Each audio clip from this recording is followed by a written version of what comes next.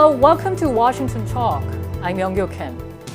According to the International Atomic Energy Agency, North Korea appears to have restarted its plutonium-producing nuclear reactor at Yongbyon. What is North Korea's intention behind this when it did not show any indication of operating the Yongbyon reactor for nearly 3 years? And what will the situation lead to as the U.S. continues to seek diplomacy with North Korea? Today we'll discuss these and more. Joining me is Mark Fitzpatrick, Associate Fellow and formerly Executive Director of the International Institute for Strategic Studies Americas. Mr. Fitzpatrick was Acting Deputy Assistant Secretary for Non-Proliferation at the State Department.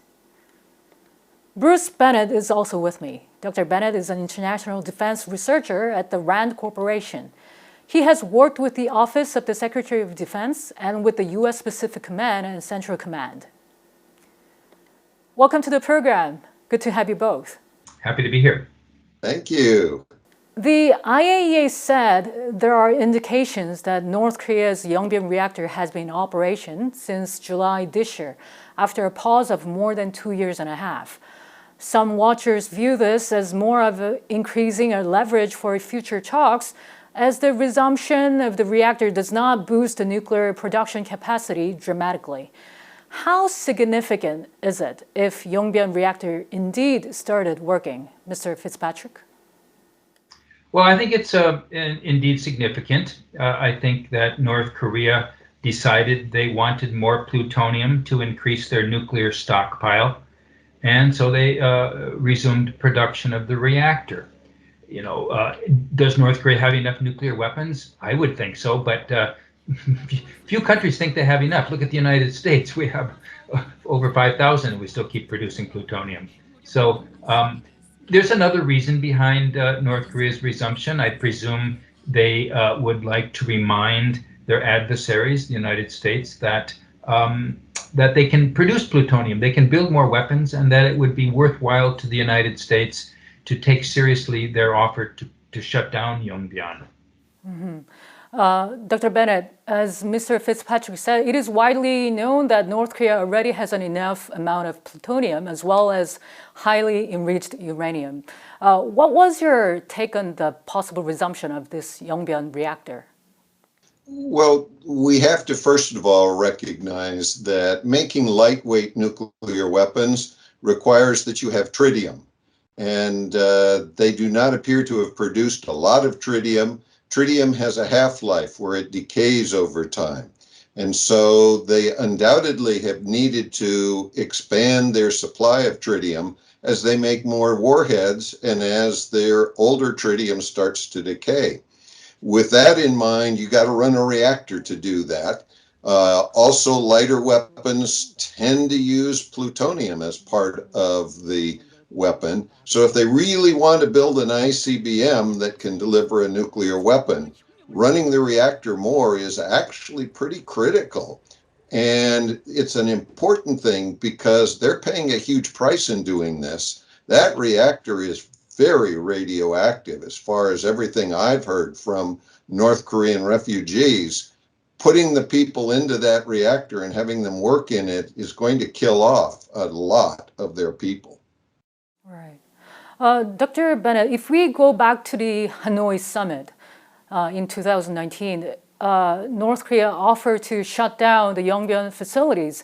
If Yongbyon facilities are critical for the production of nuclear weapons in North Korea, and Kim Jong-un was willing to give them up all during the Hanoi summit, why was he so reluctant to give up the additional ARFAs? Well, and so we don't know whether the additional is 1 facility, 2 facilities, 3 facilities. We don't know their capacity.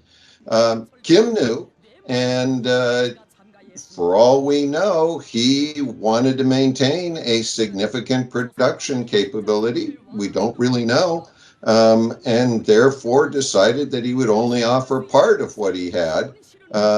That's the problem with North Korea. In a lot of these things, we're guessing about how significant any particular facility is. The fact, though, that he was unwilling to offer much of our capability for much of the sanctions, which was what President Trump said he was not willing to do, suggests that there's more than just the Yongbyon that may be significant. Mr. Fitzpatrick, your thought on this? Well, I think Dr. Bennett has expressed it pretty well. North Korea certainly has other facilities, and they didn't want to give up everything. Certainly not at this stage of the negotiation. You know, you don't give up everything, especially things that you're not sure the other side knows. You know, the United States probably knows more than North Korea thought, and they were surprised. But it was an initial, negotiating stance, and I think it should be probed more. You know, it was an all-for-nothing approach in Hanoi, and both sides wanted too much and offered not sufficient to get what they wanted, and they should continue negotiating it. North Korea doesn't seem to want to be interested in talking more, at least not to anybody other than a president of the United States. But I think there's certainly something there to explore. And just to emphasize the point that North Korea is not ready to give up all of its nuclear facilities yet. It wants to retain an ability to, in its view, deter the United States with nuclear weapons. Earlier in July, the International Institute for Strategic Studies released a report, and Mr. Fitzpatrick, you were also involved in this report. The report said eliminating the Yongbyon facilities would reduce North Korea's weapons production capacity by up to 80%. Does this mean we'll have significantly less threat if we shut down the Yongbyon facility? Well, even if Yongbyon were to be shut down, North Korea would retain dozens of nuclear weapons and would continue to produce highly enriched uranium at a secret plant. So the threat would still be there. But it's always better if they have fewer rather than more. So shutting down a facility that could produce up to 80% of its fissile material would be a significant benefit for those who are concerned about North Korea's nuclear program. And yes, I was involved in that report. And we said up to 80% because we don't know how many other secret facilities North Korea has. We assume it's based on an assumption that maybe there's only one other facility, that it was operating only half capacity because of startup difficulties, and some other assumptions. And so because North Korea only has one plutonium production reactor at Yongbyon, and because maybe 2/3 of their uranium enrichment capacity is at Yongbyon, that's how we got to the up to 80% figure. Dr. Bennett, how serious is the threat that the other facilities pose? Well, we don't really know. We know that after the Hanoi summit that was abortive, that then President Trump was on a news show and said that when he talked with Kim Jong-un, Kim volunteered only 1 or 2 of the 5 critical facilities that the U.S. had identified. And Kim was surprised that we knew about the other facilities. And he said, look, this is a matter of balance. We want to get major reductions in your uranium and nuclear weapon production capability if we're going to give you major sanctions relief, and you're not offering that. So we need a more balanced approach, and Kim refused to give up anything more. So it's an issue of balance. It would appear that there may be much more capability out there, but we really don't know what exists.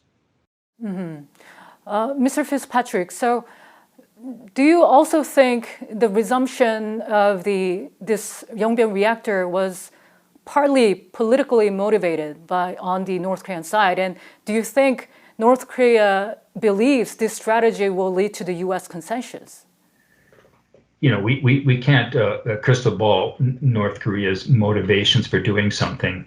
Often the simplest explanation is the most logical. That is, North Korea wanted to produce more plutonium and more tritium in order to have thermonuclear weapons that would be able to fit on an ICBM. And they hadn't been producing it for 3 years, and it was time to do it again. but undoubtedly it had a political motivation as well to remind the United States that there is a danger here that needs to be addressed. Mm-hmm. Dr. Bennett, what is North Korea's calculation in resuming the reactor?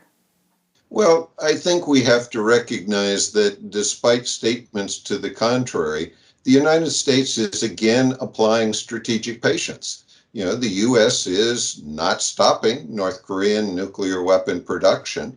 They continue to do that, as Mark has suggested, and they're pretty happy that they can continue to do that. So there's not a lot of downside for them in restarting the reactor.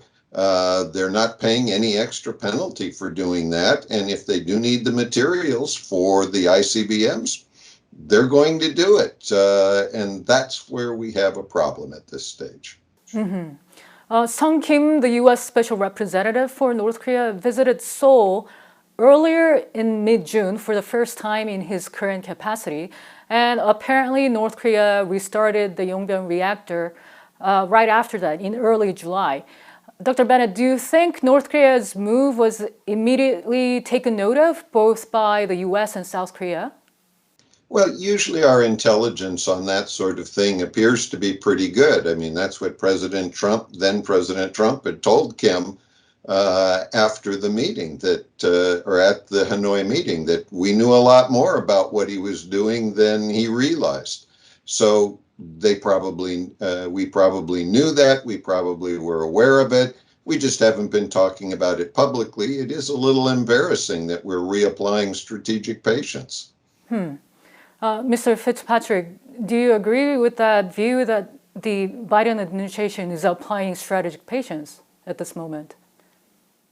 I can see why one would say so, since they haven't launched a diplomatic initiative to try to do something else. They had this North Korea policy review, which is a normal thing to do at the beginning of the administration. They had to nominate key officials and get them confirmed, and there still isn't a confirmed Assistant Secretary for East Asia, and there are some other gaps. But this North Korea policy review, it didn't amount to a whole lot. At least what we know of it, it was pretty ambiguous. They're not going to do all or nothing, and they're not going to. They said they wouldn't do strategic patience either. They do something in between. But so far, North Korea hasn't responded. The United States said, ready to meet anywhere, anytime, no conditions. North Korea said, oh, we have some conditions. We want you to relax the ban on our export of metals, our import of fuel products. Oh, and luxury goods. We need luxury goods too, so please relax that ban. Well, it's kind of interesting that they did put these demands forward. It means that they're feeling some pinch. And I think the Biden administration over the course of the next few years will get more engaged, but they need a partner to do that. And so far, North Korea hadn't really wanted to talk to anybody. They're in a kind of a hunkering down period. They're concerned about the pandemic. They're not really engaging with anybody. This week, Seoul's top nuclear envoy, No Kyu-duk, visited Washington. He met with his U.S. counterpart, Sung Kim, 1 week after Sung Kim's visit to Seoul. And it is reported that No Kyu-duk also met with Deputy Secretary of State Wendy Sherman and Kurt Campbell, White House Police Coordinator for Asia.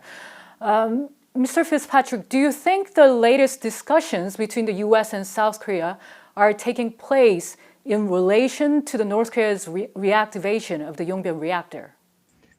I don't know. I would say that they're taking place because of the reactor, but certainly the startup of the reactor is a part of the discussions. They need to both share assessments and what they should do about it. Whether they should do something in the United Nations, call a meeting, apply some more pressure, consult with other allies. What do we talk to China? The very first thing you do is you talk to your closest allies when you've got a new threat on the horizon. So there may have been other issues on their agenda, but this was certainly a major one. All right. Dr. Bennett, your thought? Well, I think we have to recognize, as Mark has said, that the addition of restarting the reactor is just another addition to the threat. They were still continuing to enrich uranium, as far as we know. These are all things that we want to stop, but we've not found a way to get North Korea to talk about it. So naturally, the US and South Korea would discuss that kind of thing. We've got to try and find a new approach. It used to be that North Korea used to say no preconditions to negotiations. They didn't want the US setting preconditions. Now they're the ones setting the preconditions. So they've been a little inconsistent in their approach, and the US and South Korea's got to figure out how to try to deal with this. Dr. Bennett, during No Kyu-duk's visit to Washington, Sung Kim said the US and South Korea exchanged views on the situation on the ground, as well as some ideas and initiatives for engagement, including possible humanitarian assistance. It seems like there have been a lot of talks about humanitarian aid lately between the US and South Korea. Do you think this could lead to the talks with North Korea? Well, we have to remember that humanitarian aid is one of the few things that's allowed to support North Korea under the current sanctions environment.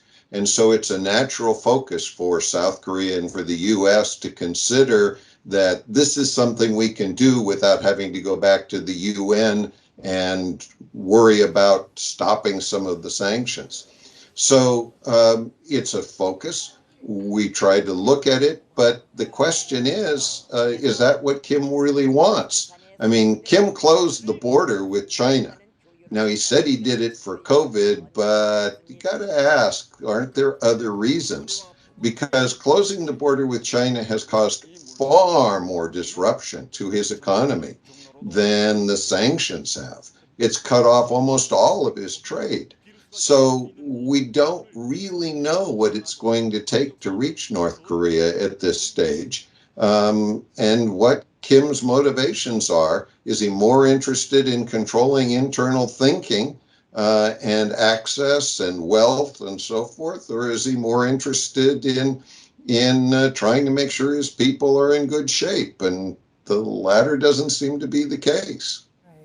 Mr. Fitzpatrick, will humanitarian aid help engaging with North Korea? Humanitarian aid can always be part of an engagement strategy, has in the past. But I agree with Bruce. I don't know that North Korea is so keen on humanitarian aid right now. I mean, there's a news report just a couple of days ago that that North Korea rejected an offer of 3 million vaccinations, the Sinovac, China Sinovac vaccination, saying that this should go to some places that need it more. They deny that they have a COVID problem, and yet they close the border over it.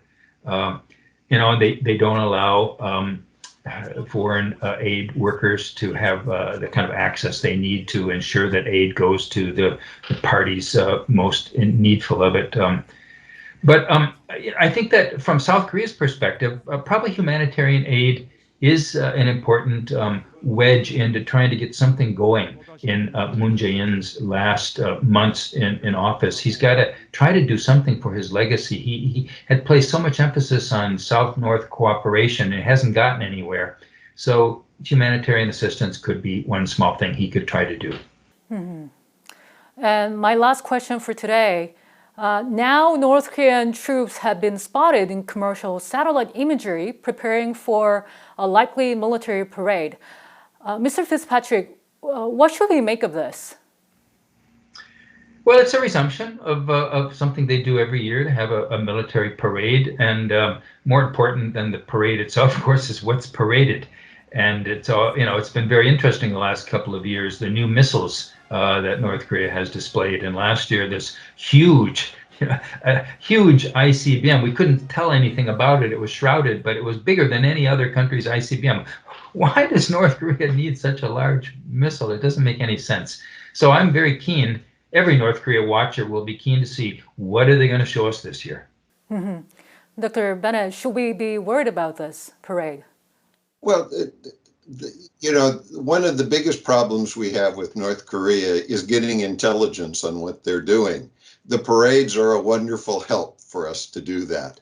So while there's political pressure that they're applying with the parade, it's actually kind of good for us to see what it is that they're working with. Now, we have to be careful as with the Soviets, they tend to parade mock-ups. They're not showing real missiles, more than likely. They're almost certainly mock-ups that they're using. And so we don't know for sure how much in the parade is real. When they show new tanks, is it that they've got 12 new tanks, or is it that they've got 1,200?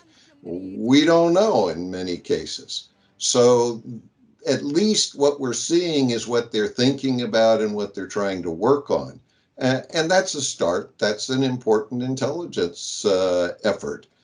So yeah, it's going to put some pressure on, but on the other hand, it's useful. Mm-hmm. It has yet to be confirmed when North Korea will hold a possible military parade. What we know for sure is that North Korea has been using recent parades to unveil new military hardware, including large ballistic missiles. With North Korea making calculations through all these, we'll have to watch closely what message the regime is trying to send to the outside world. Mr. Fitzpatrick and Dr. Bennett, thank you so much for your time today. Thank We're you. happy to join Washington Talk. And that does it for this week's Washington Talk from Voice of America. Please join us again next week for more analysis.